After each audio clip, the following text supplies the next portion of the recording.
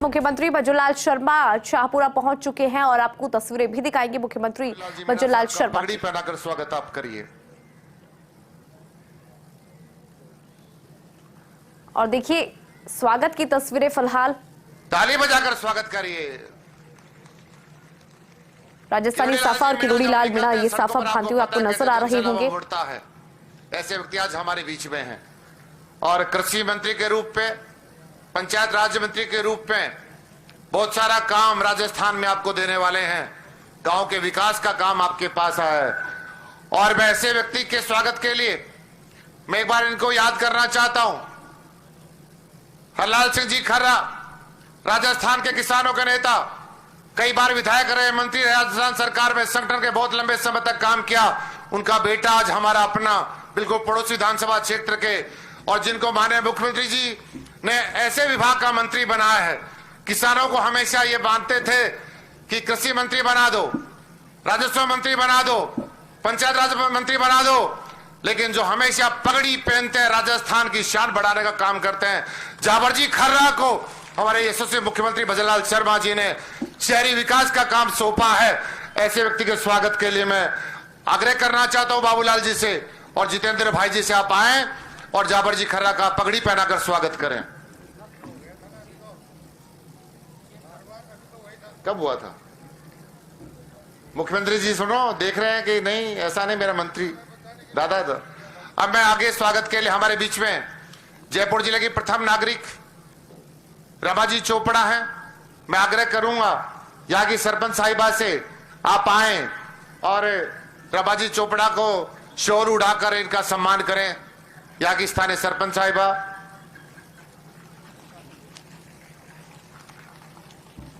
बहुत ही लाडले नेता जिनको जाना जाता है हमेशा लाल के नाम से, हम बड़े प्रेम से कहते हैं। कई बार के विधायक संगठन में बहुत लंबे समय जिन्होंने काम किया, रामलाल जी शर्मा चोमू के पूर्व विधायक हमारे बीच में हैं, उनका भी तालियां बजाकर स्वागत करें। मैं आग्रह करूंगा बाबूलाल जी से और जितेंद्र जी से कि इनको पगड़ी पहनाकर स्वागत करें। और हमारे बीच में बहुत सारे ऐसे मेहमान जिनका जिक्र मैंने आप लोगों से पूर्व में किया था और मैं निवेदन कर रहा था, आदरणीय मुख्यमंत्री जी, आज यहां पुलवामा में जो दो लोग हमारे और शहीद हुए थे, उनकी वीरांगनाओं का भी आने का यहां में सौभाग्य प्राप्त हुआ है।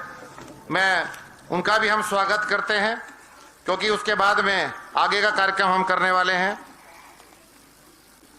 हेमराज जी मीणा जो वहां पर इनके साथ शहीद हुए थे, सांगोद कोटा के निवासी हैं, इनकी धर्मपत्नी श्रीमती बधुवाला मीणा, और साथ ही आपके गृह जिले से जीतराम गुजर सुंदरावली गांव, जिसको हम सब लोग जानते हैं, नगर भरतपुर की वीरांगना भी हमारे बीच में श्रीमती सुंदरी देवी आई हैं, इनका भी हम यहाँ स्वागत करें। बहुत सारी हमारी ऐसी वीरांगनाएं बहनें हमारे बीच में हैं, तो मैं उनका भी सबका स्वागत करता हूं।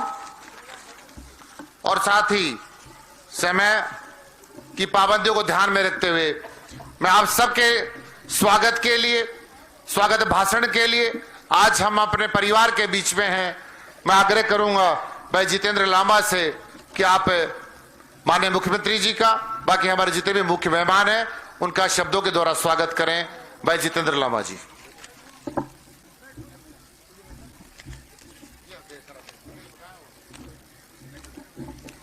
आज स्टेज पर अपने सम्मानित मंच को नमन करता हूं।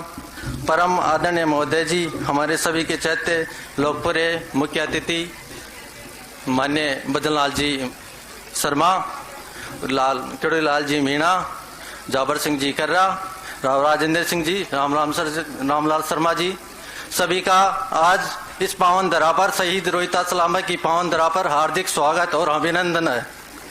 आप सभी को पता है 14 फरवरी 2019 का अटैक पूरे देश में नहीं पूरे विश्व में किस तरह आतंक हुआ था। 40 जवान, उनमें 20 की बॉडी भी नहीं मिली थी, उनमें एक मेरा भाई भी था। लेकिन सड़क से लेकर सरकार तक हमने 5 साल संघर्ष किया और हमारे संघर्ष के साथी किरोड़ी लाल जी मीणा हमारे एक हमने एक निवेदन पे 13 दिन सड़क पर 72 साल की उम्र में सड़क पे मच्छर भी थे, पानी भी थी, बरसात भी था, मौसम भी खराब था, लेकिन मेरा परिवार डॉक्टर किरोड़लाल जी मीणा उनका हमेशा आभारी रहेगा। और इस पावन धरा पर सभी मंच अतिथियों का हार्दिक अभिनंदन और स्वागत। चंदन है, खुशबू है, चौखट पर बिछाते हैं, पवित्र भाव की खुशी के दीप जलाते हैं। मेरे अतिथि आए हैं भगवान बनकर, मेरे भगवान को हृदय से तिलक लगाते हैं। और सभी अंशों का बहुत बहुत धन्यवाद, बहुत बहुत स्वागत।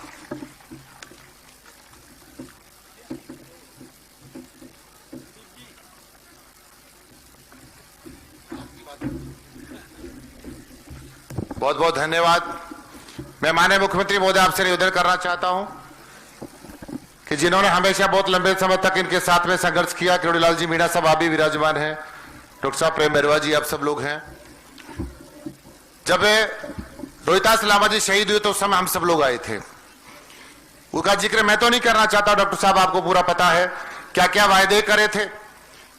हमारी भारत सरकार अटल बिहारी वाजपेयी जी के समय बड़ी हमारे शहीदों का सम्मान करती आई है, लेकिन आपको साथियों सब पता है गत सरकार ने क्या क्या वायदे करे और कितने वायदे पूरे करे, ये आप भी जानते हैं और ये परिवार भी जानता है। लेकिन मैं बाकी विषय के लिए तो मैं बाद में निवेदन करूंगा ही। अब मैं निवेदन करना चाहता हूं राजस्थान सरकार के शहरी विकास मंत्री जाबर सिंह जी खर्रा साहब को आप आए और आप सभी को संबोधित करें। जाबर सिंह जी खर्रा साहब।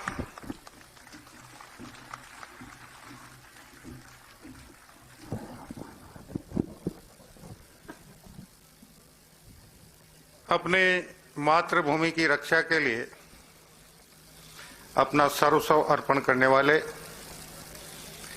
अमर बलिदानी श्री रोहितास जी लांबा की मूर्ति अनावरण समारोह में आज के इस समारोह में अपनी गरिमा प्रदान करने और बलिदानी परिवार को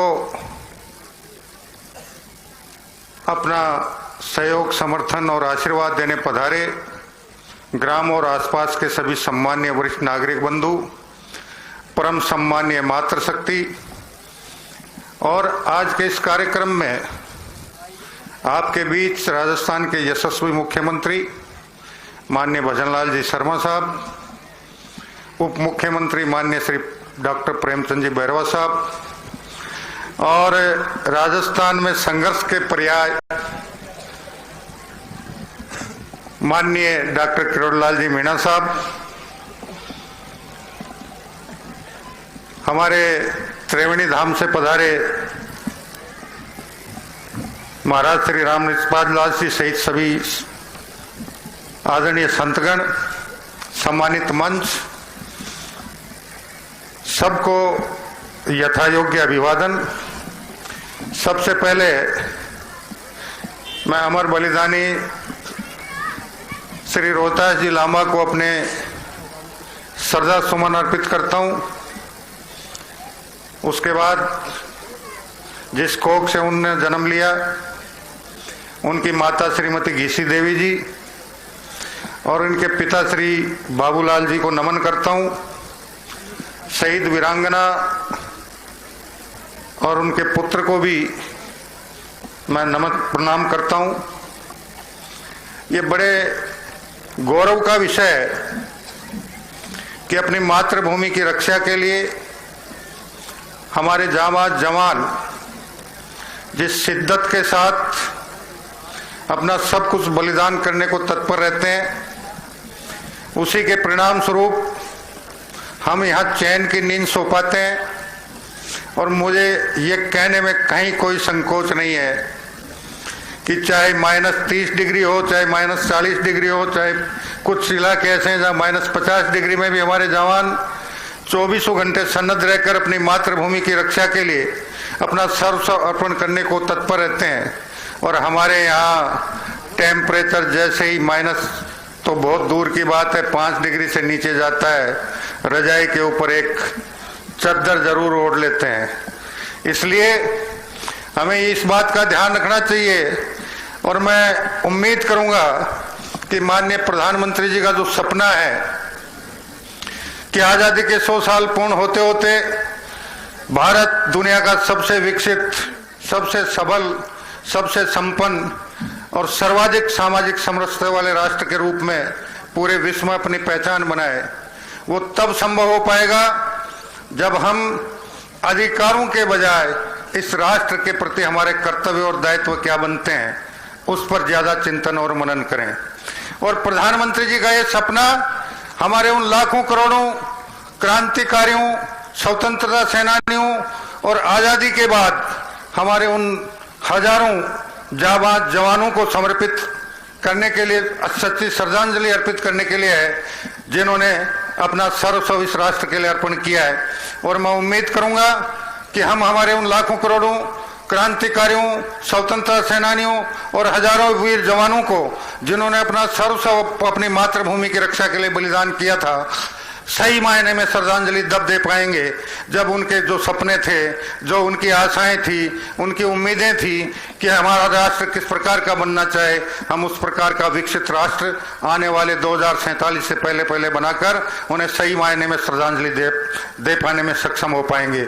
मैं आज के इस अवसर पर, कल ही मेरे संज्ञान में एक बात आई थी, माननीय मुख्यमंत्री जी से निवेदन करना चाहूंगा, 1962 से लेकर अब तक केवल मात्र 5 प्रकरण प्रदेश में है जिनमें अविवाहित सैनिकों ने अपना बलिदान अपनी मातृभूमि की रक्षा के लिए दिया था। हमने बलिदानी सैनिकों के आश्रितों की नौकरी देने का जो कानून बनाया था उसमें अविवाहितों के लिए असमंजस की स्थिति है और ऐसे पूरे प्रदेश में केवल मात्र 5 ही प्रकरण है। तो मैं उम्मीद करूंगा कि आज के इस अवसर पर हम उनको भी किसी न किसी प्रकार के कानून नियमों में संशोधन कर राहत प्रदान करेंगे। और उसके साथ ही मैं माननीय मुख्यमंत्री जी के ध्यान में एक बात लाना चाहूंगा।